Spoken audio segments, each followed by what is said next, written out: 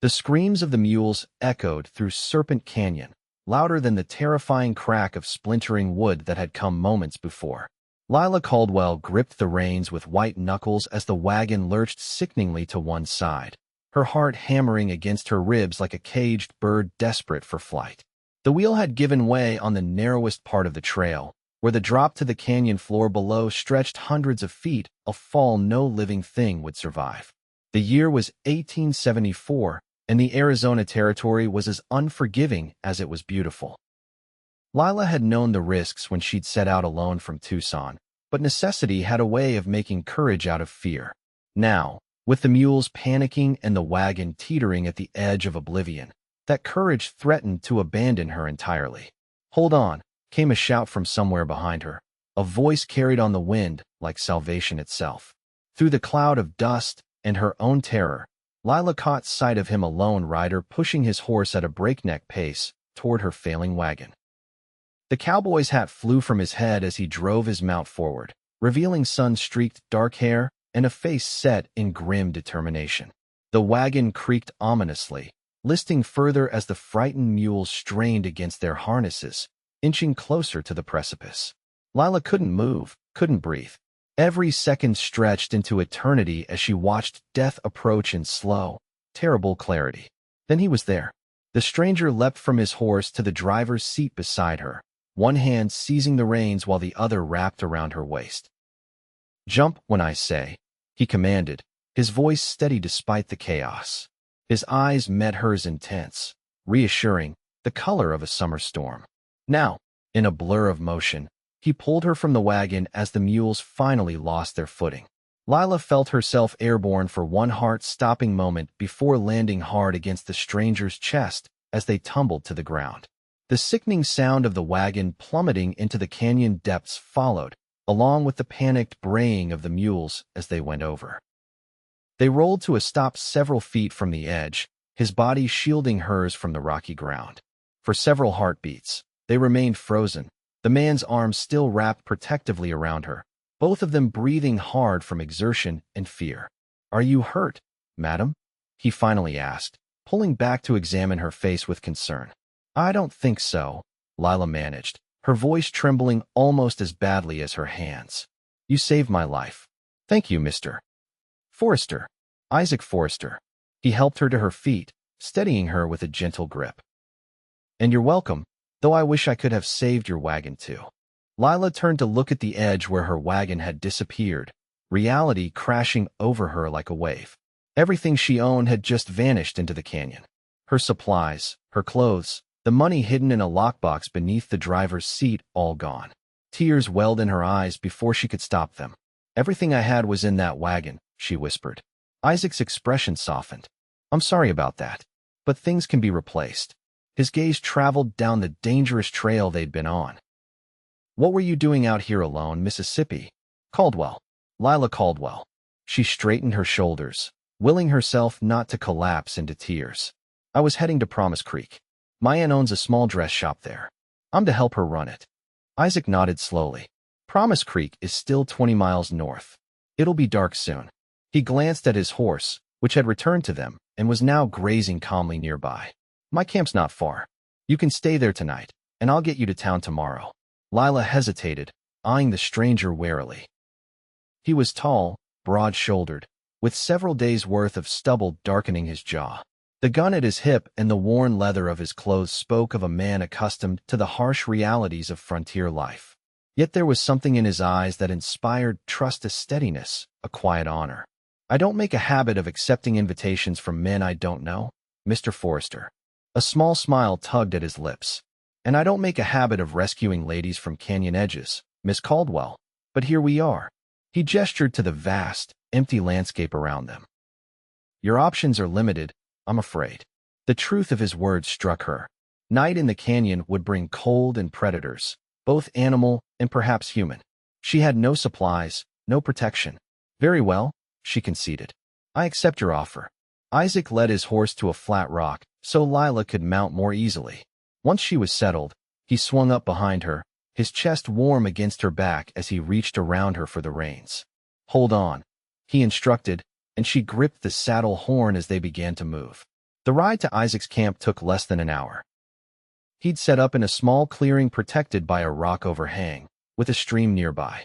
A simple campfire pit, a bedroll, and saddlebags comprised his worldly possessions, at least those he traveled with. "It's not much," he said as he helped her dismount, "but it's safe." While Isaac tended to his horse, Lila took stock of her situation. Her dress was torn at the hem and dusty from the fall, but miraculously, she had suffered only minor scrapes and bruises. Her reticule, still tied to her wrist, contained a handkerchief, a small mirror, and exactly $2.17, all that remained of her worldly wealth. "Are you hungry?" Isaac called, interrupting her inventory. "Yes, thank you," she admitted. He set about building a fire with practiced efficiency, then pulled supplies from his saddlebags. "I've got jerky, beans, and coffee. It's not fancy, but it'll keep you going." As the flames caught and grew, Lila studied her rescuer more carefully in the growing firelight. He moved with the easy confidence of a man comfortable in his own skin. His hands, though weathered, were surprisingly gentle as they prepared their simple meal. "What brings you to these parts, Mr. Forrester?" she asked, accepting the tin cup of coffee he offered. Isaac settled on the ground across the fire from her. "Just passing through. I've been working cattle drives for the past few years, but I'm on my way to Prescott. Might be some opportunities there." "You're a cowboy then?" "When there's cows to be, boy Ed," he replied with a hint of humor. "I've been a lot of things. Soldier during the war, ranch hand, tracker, whatever pays honest." Lila sipped her coffee, wincing at the bitter strength of it. "You fought in the war?" His expression closed slightly. "Union, though that's long past now." They ate in companionable silence for a time, the crackling fire filling the space between them. As darkness fell completely, the stars emerged in breathtaking brilliance, a vast sea of light against the black velvet of the night sky. "It's beautiful," Lila murmured, gazing upward. Isaac followed her gaze. "One of the reasons I prefer sleeping under the sky to any hotel room. I've never slept outdoors before," she admitted. "I grew up in Boston. Everything's different out here." "Boston's a long way from Arizona territory," Isaac observed. "What brought you west?" Lila hesitated, unsure how much to reveal to this stranger who had saved her life. "My parents passed last winter. Influenza. There wasn't much left after the debts were settled. My Aunt Sophia is my only remaining family." "I'm sorry for your loss," Isaac said quietly. "Losing family is never easy." Something in his tone suggested personal experience with grief. Lila wanted to ask, but the shadows in his eyes warned against it. Instead, she said, "Thank you again for saving me today. I don't know what would have happened if you hadn't come along." "I was in the right place at the right time," he replied simply. "Anyone would have done the same." "I'm not so sure of that," Lila said. "There's plenty who might have just kept riding." Isaac added another stick to the fire. "Well, you're safe now. Tomorrow we'll get you to Promise Creek and your aunt." He offered her his bedroll for the night, insisting he was accustomed to sleeping with just his saddle for a pillow. Despite her protests, he was adamant, and Lila was too exhausted to argue for long. As she settled into the surprisingly comfortable bedroll, the events of the day caught up with her. The terror of the moment when the wheel had snapped, the feeling of falling, the strange cowboy appearing like an angel of mercy, it all swirled in her mind as sleep claimed her. Morning came with the soft chirping of birds and the gentle rustling of movement. Lila opened her eyes to find Isaac already awake, boiling coffee over a fresh fire. He nodded to her as she sat up, smoothing her rumpled dress as best she could. "Sleep well?" he asked, handing her a cup of the strong brew. "Better than I expected," she admitted. "Thank you." Breakfast was hardtack and jerky, simple but filling. As they ate, Lila found herself watching Isaac's hands, the way they moved with practiced efficiency. They were strong hands, capable of controlling a frightened horse or gently helping a woman to safety. "We should reach Promise Creek by midday," Isaac said as they packed up camp. "Your aunt will be worried if she was expecting you yesterday." Lila's heart sank. She wasn't expecting me on any particular day. I wrote that I would arrive sometime this week. She hesitated. "Mr. Forrester, I don't know what I'm going to do.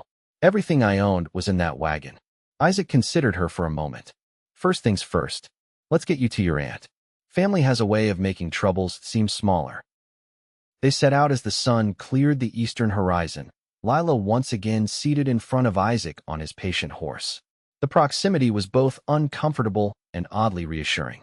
She could feel the steady rhythm of his breathing, the secure strength of his arm as he reached around her to hold the reins. The trail widened as they continued north, eventually joining a more established road. They passed a few travelers, a farm wagon heading south, two riders who nodded in greeting signs that they were approaching civilization. "Tell me about Promise Creek," Isaac said after they had been riding for several hours. "I've passed through once or twice, but never stayed long." Lila realized she knew very little about her destination. "My aunt moved there after my uncle died, about 5 years ago. She opened a dress shop and seems to be doing well enough. Her letters describe it as a growing town with decent folks. It's got a reputation as a peaceful place," Isaac agreed. "No wild saloons or shooting in the streets like some towns I could name." "That sounds reassuring," Lila said with a small laugh. "I've had enough excitement to last me quite a while." As Isaac had predicted, Promise Creek came into view shortly after midday. It was larger than Lila had expected, several streets of wooden buildings, some quite substantial, with a church steeple rising above the rest. People moved about on the boardwalks that fronted the main street, and wagons stood hitched outside various establishments. "Do you know where your aunt's shop is located?" Isaac asked as they entered the town. "Her letters mentioned it was on Main Street, called Sophia's Fine Apparel," Lila replied, scanning the storefronts eagerly. They found it near the center of town, a neat building with a large display window showcasing a fashionable dress. A bell tinkled as Isaac opened the door for Lila, announcing their entrance to the elegant woman arranging fabric at a cutting table. Sophia Caldwell was in her 40s, with Lila's same honey-brown hair, though streaked with silver. Her face lit up with surprise and joy when she recognized her niece. "Lila, my dear girl." She rushed forward, enveloping Lila in a perfumed embrace. "I wasn't expecting you for days yet. But what happened to you? You look as though you've been through an ordeal." In a rush, Lila explained about the accident in the canyon and Isaac's timely rescue. Sophia's expression grew increasingly horrified as the tale unfolded. "My precious girl, you could have been killed," she exclaimed when Lila finished. She turned to Isaac, who had remained quietly by the door. "Mr. Forrester, I cannot thank you enough for saving my niece. You must allow me to repay you somehow." Isaac shook his head. "No need for payment, madam. I'm just glad I was there." "Nonsense," Sophia insisted. "At the very least, you must join us for dinner this evening." "I insist." Isaac hesitated, glancing at Lila. Something in his expression made her heart beat a little faster. "Please do join us, Mr. Forrester," she said. "It's the least we can offer." After a moment, he nodded. "Thank you. I accept." Sophia beamed. "Wonderful. Now, Lila, we must get you cleaned up and properly attired. Mr. Forrester, shall we say 7 o'clock? We live in the rooms above the shop." Isaac agreed and took his leave, promising to return that evening. As the door closed behind him, Sophia turned to Lila with undisguised curiosity. "Now, tell me everything about this handsome cowboy of yours," she said, leading Lila toward the back of the shop. "He's not my cowboy," Lila protested, feeling her cheeks warm. "He merely happened to be there when the accident occurred." Sophia's knowing smile suggested she wasn't convinced. "Providence works in mysterious ways, my dear. Now, let's find you something suitable to wear." You can't greet your rescuer in a torn and dusty traveling dress. The rooms above the shop were cozy and well-appointed, revealing Sophia's comfortable circumstances. She provided Lila with a bath, clean clothes, and a proper bedroom of her own. As Lila changed into a borrowed dress, a lovely blue affair that was only slightly large on her smaller frame, she found her thoughts continually returning to Isaac Forrester. There was something about him that intrigued her. Not just his heroic rescue, but the quiet strength he exuded, the glimpses of humor beneath his serious exterior. And those eyes so expressive, revealing depths she'd only begun to explore. "You're being ridiculous," she told her reflection as she arranged her hair. "The man was simply being decent. He'll be on his way to Prescott tomorrow, and that will be that." At precisely 7 o'clock, a knock came at the shop door below. Sophia, who had closed early to prepare dinner, hurried down to admit their guest. Lila remained upstairs, suddenly nervous about seeing Isaac again. now that she was clean and properly dressed. When she descended the stairs, she found him standing in the small sitting room, hat in hand, hair damp and combed, face freshly shaven. He'd clearly made an effort to clean up as well, though his clothes remained the same practical cowboy attire. His eyes widened slightly when he saw her, and Lila felt a flutter of pleasure at his evident appreciation. "Miss Caldwell," he greeted her with a small bow. "You look recovered from your ordeal." "A bath and clean clothes work wonders, Mr. Forrester," she replied with a smile. "As does knowing I'm not about to plunge to my death in a canyon." Sophia led them to the small dining room, where she'd prepared a simple but delicious meal of roast chicken, potatoes, and fresh bread. As they ate, conversation flowed more easily than Lila had expected. Isaac proved to be well-spoken and knowledgeable about a variety of topics, from cattle breeding to politics in the territories. "How long have you been in Arizona, Mr. Forrester?" Sophia asked as she served apple pie for dessert. "About 3 years now," he replied. "I came west after the war, worked my way through Texas and New Mexico before settling in these parts." "And what awaits you in Prescott?" Lila found herself asking. Isaac cut a small piece of pie. "A friend wrote about opportunities with the Territorial Marshal's office. They're looking for deputies with experience in the backcountry." "A lawman," Sophia exclaimed. "How exciting." "If I get the position," Isaac clarified. "It's not certain yet." "Well, they would be fortunate to have someone of your caliber," Sophia declared. "Wouldn't you agree, Lila?" Lila nodded, feeling her cheeks warm under Isaac's gaze. "Indeed. Your quick thinking yesterday certainly speaks to your qualifications." After dinner, Sophia insisted on cleaning up alone, unsubtle suggesting that Lila show Isaac the small balcony off the sitting room, which offered a view of the town and the distant mountains. The evening air was cool but pleasant as they stepped outside. Stars were beginning to appear in the deepening blue of the sky, and lanterns glowed along the main street below. "Your aunt is a fine woman," Isaac commented, standing beside Lila at the railing. "You're fortunate to have her." "Yes, she's been very kind," Lila agreed. "I'm not sure what I would have done without her after my parents died.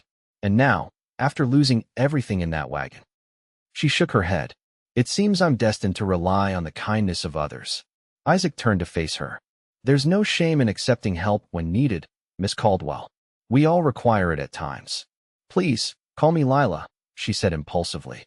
"After all, you did save my life. I think that earns you the right to use my given name." A small smile curved his lips. "Lila then. And I'm Isaac."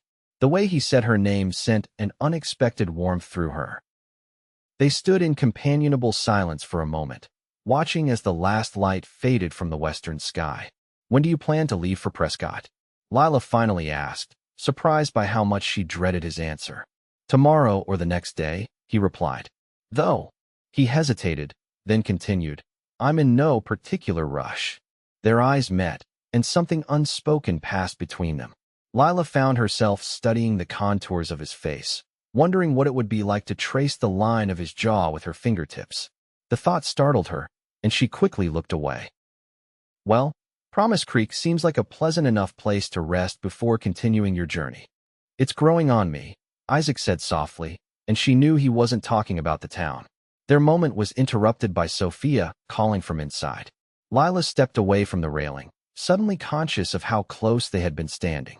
Isaac took his leave shortly after, thanking Sophia for her hospitality and promising to stop by the shop the following day. At the door, he paused, his eyes finding Lila's. "Good night, Lila," he said, his voice low. "Good night, Isaac," she replied, watching as he disappeared into the darkness. As soon as the door closed, Sophia turned to Lila with a knowing smile. "Well, my dear, I believe your Mr. Forrester is quite taken with you." "He's not my Mr. Forrester," Lila protested, though the words lacked conviction even to her own ears. "And he'll be leaving for Prescott soon." Sophia's smile didn't falter. "We shall see about that." The next morning, Lila began her new life in Promise Creek. Sophia showed her the workings of the shop, introducing her to regular customers and explaining the bookkeeping system. Lila, who had assisted in her father's law office in Boston, found she had a head for numbers that complemented Sophia's creative talents. Throughout the morning, Lila found her gaze drifting to the shop door, anticipating Isaac's promised visit. When the bell finally chimed around midday and he entered, she couldn't suppress her smile of welcome. "Ladies," he greeted them, hat in hand. "I hope business is good today." "Quite satisfactory," Sophia replied cheerfully. "Lila is proving to be a quick study." Isaac nodded, his eyes lingering on Lila. "I don't doubt it." An awkward silence fell, broken when Sophia suddenly remembered an urgent errand that required her immediate attention, leaving Lila and Isaac alone in the shop. "Your aunt isn't particularly subtle," Isaac observed with amusement once Sophia had gone. Lila laughed. "No, subtlety isn't her strong suit. I apologize if she's making you uncomfortable." "Not at all." He stepped closer to the counter where Lila stood. "Actually, I came to ask if you might join me for lunch. There's a decent cafe down the street." Lila hesitated. "I shouldn't leave the shop unattended." "I'm sure your aunt would understand," he pressed gently. "And it's just across the street. We could see if anyone entered." The hopeful look in his eyes made refusal impossible. "Very well," she agreed, reaching for her shawl. A quick lunch couldn't hurt. The cafe was indeed just across the street, a small establishment with checkered tablecloths and simple, hearty food. As they settled at a table by the window from which Lila could indeed keep an eye on the shop, she found herself wondering at the strange turn her life had taken. 2 days ago, she had been traveling alone through dangerous territory, headed toward an uncertain future. Now she was dining with a handsome cowboy who had saved her life, feeling things she had never expected to feel again after the grief of losing her parents. "May I ask you something personal?" Isaac said after they had ordered. Lila nodded, curious. "You mentioned you were helping in your father's law office in Boston. Were you planning to continue that work before the accident?" "No," Lila admitted. "I assisted my father because he needed help and couldn't afford a proper clerk. But I never felt it was my calling." She smoothed her napkin on her lap. "Truth be told, I don't know what my calling is. Coming west was as much about finding that as it was about joining Aunt Sophia." Isaac considered this. "And do you think you might find it here?" "In Promise Creek." The question carried more weight than its simple words suggested. Lila met his gaze steadily. "I'm beginning to think I might," she replied softly. Their lunch stretched longer than intended, conversation flowing easily between them. Isaac told her of his childhood in Illinois, his time in the Union Army, his wanderings after the war. Lila shared stories of growing up in Boston, her love of literature, her dreams of someday seeing the great cities of Europe. "I still hope to travel," she confessed, "even after this disaster in the canyon. Perhaps especially after it. Life is too precious and too short to stay in one place out of fear." Isaac nodded thoughtfully. "I've seen a good portion of this country, but never across the ocean. It sounds like quite an adventure."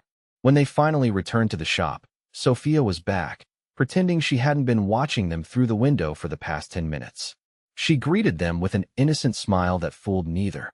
"Mr. Forrester, have you decided how long you'll be staying in our little town?" she asked directly. Isaac glanced at Lila. "I thought I might remain a few days. Get to know the place better." "Splendid." Sophia clapped her hands together. "Then you must join us for dinner again this evening." "I insist." And so began a pattern that would continue for the next several days. Isaac would appear at the shop, sometimes helping with deliveries or repairs that Sophia suddenly discovered needed doing. He and Lila would spend time together walking through town, sharing meals, talking late into the evening on the balcony, while Sophia tactfully made herself scarce. Lila learned that beneath Isaac's quiet exterior lay a man of principle and depth. He spoke passionately about justice, about the need for law in the territories that didn't discriminate based on a person's wealth or position. He admitted his distaste for the corruption he'd sometimes witnessed among lawmen, which was why the position in Prescott under a marshal known for his integrity appealed to him. In turn, Isaac discovered Lila's intelligence and resilience. He admired her ability to adapt to her drastically changed circumstances, her determination to build a new life despite losing everything she owned. He found himself captivated by the way her eyes lit up when she discussed books she loved, or the passionate way she defended her opinions on territorial politics. On Lila's 4th day in Promise Creek, Isaac suggested a ride into the countryside. Sophia immediately offered her blessing, packing them a picnic lunch and practically pushing them out the door. "Your aunt is determined to see us married by the end of the week." Isaac joked as he helped Lila onto the horse he'd borrowed from the livery. The casual mention of marriage sent an unexpected thrill through Lila, though she kept her expression neutral. She means well, and she's a romantic at heart. They rode north of town, following a stream that eventually widened into a small pond surrounded by cottonwood trees. It was a beautiful spot, private and peaceful. As they spread the blanket Sophia had provided and unpacked their lunch, Lila found herself studying Isaac's profile against the clear blue sky. In just a few days, he had become important to her in ways she couldn't fully articulate. "Penny for your thoughts," Isaac said, catching her gaze. Lila smiled. "I was just thinking how strange life can be. If that wall hadn't broken when it did, if you hadn't been riding through that canyon at that exact moment." "Providence," Isaac supplied, echoing Sophia's earlier sentiment. "Perhaps." Lila plucked a wildflower from beside the blanket, twirling it between her fingers. "Or perhaps just very good luck." Isaac reached out, his fingers gently brushing hers as he took the flower. "I've been thinking about Prescott," he said, his tone turning serious. Lila's heart sank. She'd been expecting this, knowing he couldn't delay his journey indefinitely, but the prospect of his departure hurt more than she had anticipated. "I've decided not to go," he continued, watching her face carefully. Lila's breath caught. "What?" "But the deputy position. There are other positions," Isaac said simply. "Sheriff Collins mentioned yesterday that Promise Creek is looking for a deputy of its own. The town's growing fast enough to warrant it. You'd stay here?" Lila couldn't keep the hope from her voice. "But why?" Isaac took her hand, his touch sending warmth up her arm. "I think you know why, Lila." Heart pounding, she met his gaze. "I'd like to hear you say it." He smiled, the expression transforming his serious face. "Because in 4 days, I've come to care for you more than I thought possible. Because the idea of riding to Prescott and leaving you behind feels wrong in a way I can't ignore." Joy bubbled up within her, too great to contain. "I feel the same way," she admitted.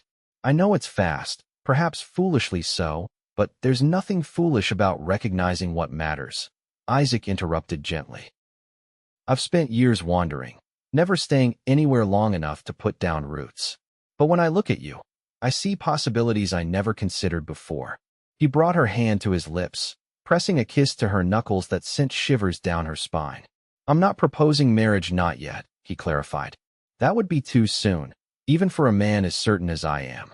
But I am asking for a chance to court you properly, to see if what we both feel can grow into something lasting." Tears of happiness pricked at Lila's eyes. "Yes," she whispered. "I'd like that very much." The space between them seemed to disappear as Isaac leaned forward, his free hand coming up to cup her cheek. His kiss was gentle at first, a question more than a demand, but when Lila responded, it deepened into something that made her dizzy with newfound desire. When they finally broke apart, both breathless, Isaac rested his forehead against hers. "I've wanted to do that since I first saw you in that blue dress," he confessed. Lila laughed softly. "I've wanted you to do that since you saved me from plunging into that canyon." They returned to town later than planned, the picnic forgotten in favor of kisses and conversation. Sophia took one look at their glowing faces and beamed in satisfaction, though she pretended not to notice anything different as they joined her for dinner. The following weeks passed in a whirlwind of activity and emotion. Isaac took the deputy position, renting a small house on the edge of town. Lila continued working in the dress shop, discovering she had a talent for design that complemented her aunt's skills. In the evenings, they would walk together, sometimes joined by Sophia, other times alone. Isaac taught Lila to ride properly, laughing at her initial awkwardness but praising her determination to learn. Lila introduced Isaac to her favorite books, reading aloud to him on quiet evenings on her aunt's balcony. They spoke of their pasts, their hopes, their fears. Isaac confessed the guilt he still carried from the war, the comrades he couldn't save. Lila shared her grief over losing her parents so suddenly, the terror of finding herself alone in the world. With each revelation, each shared confidence, the bond between them grew stronger. By the time 2 months had passed since that fateful day in Serpent Canyon, neither could imagine a future without the other in it. It was on a crisp autumn evening, with the leaves of the cottonwoods turning gold, that Isaac finally proposed. He took Lila back to the pond where they had shared their first kiss, producing a simple gold ring with a small diamond that represented, he said, all his savings from his years of wandering. "I've been saving this money for something important," he told her as they sat beside the water.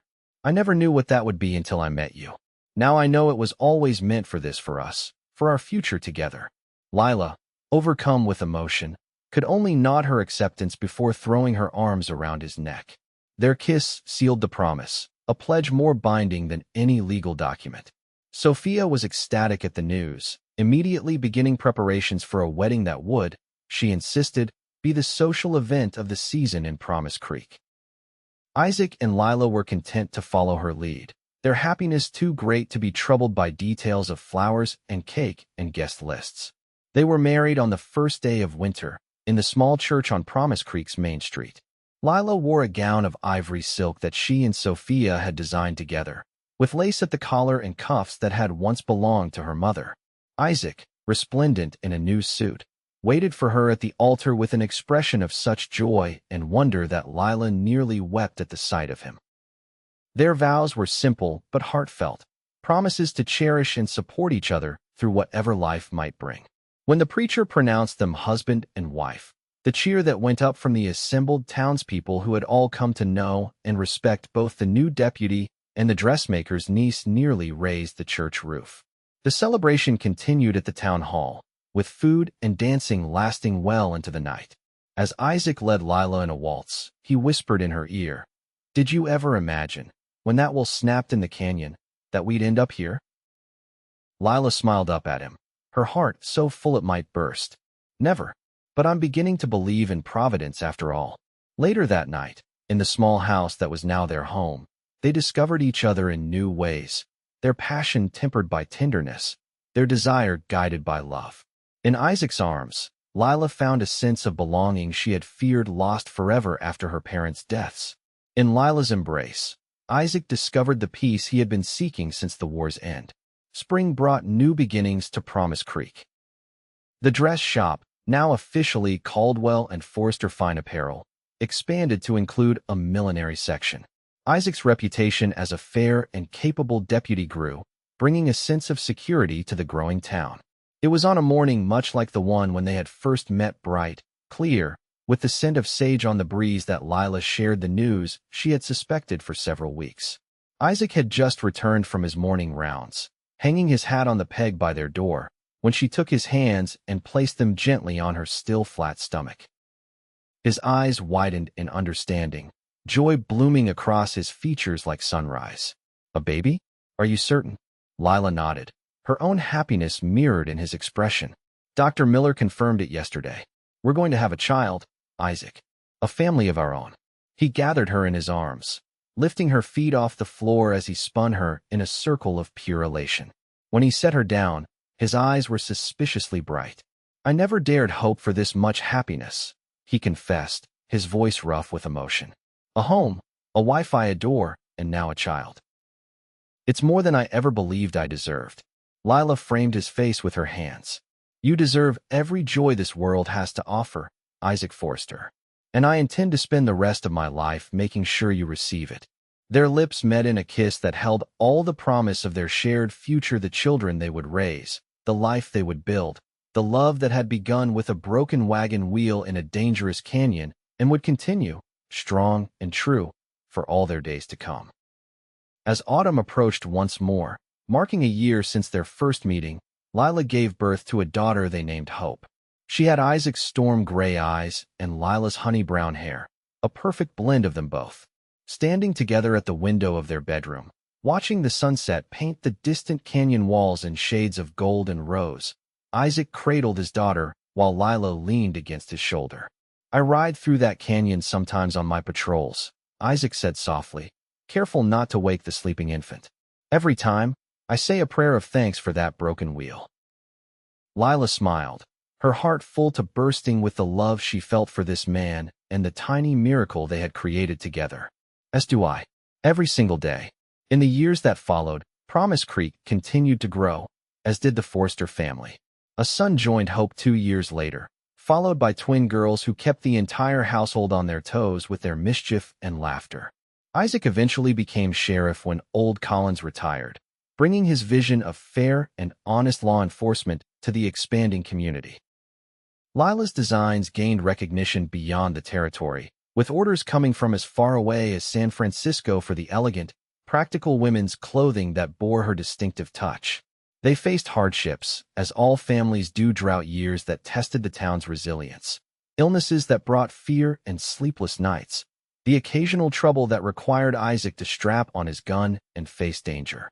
But through it all, their love remained the bedrock of their existence, the foundation upon which everything else was built.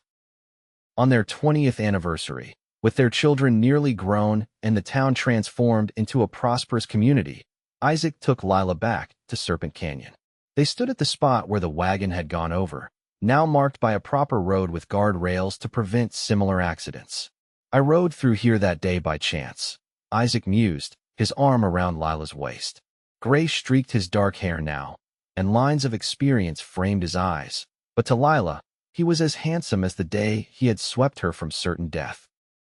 "I had no particular destination in mind, just wandering as I had for years. And I was trying so hard to be brave," Lila recalled, leaning into his embrace. "To believe I could make a new life for myself, even though I was terrified." Isaac pressed a kiss to her temple. "Look at us now. 20 years, for children, a life I couldn't have imagined the day before I met you." Lila turned in his arms to face him, her hands coming up to rest on his chest, feeling the steady beat of his heart beneath her palms. "Do you ever regret it? Not going to Prescott? Staying in one small town all these years?" Isaac's smile was as warm as the day they met. "Not for a single moment. Every day with you has been an adventure greater than any I could have found elsewhere." As the sun began its descent toward the horizon, painting the canyon walls in familiar hues of amber and rose, they shared a kiss that held 2 decades of memories, joys, sorrows, and triumphs. It tasted of home and promise, of endings and beginnings, of a love that had begun with a desperate rescue and had grown into the defining cornerstone of their lives. "Let's go home," Lila whispered against his lips. "Our family will be waiting." Hand in hand, they turned away from the canyon. Toward the future, they continued to build together, a future born from the moment a wagon, wool snapped, and a cowboy reached her before the mules went over.